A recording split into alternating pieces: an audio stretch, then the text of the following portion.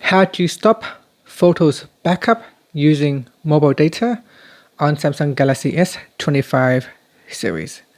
First, tap on the home button to go back to the home screen. Then swipe down at the top and tap on the settings icon. Now in settings, we then scroll down and tap on accounts and backup. Then tap on backup data.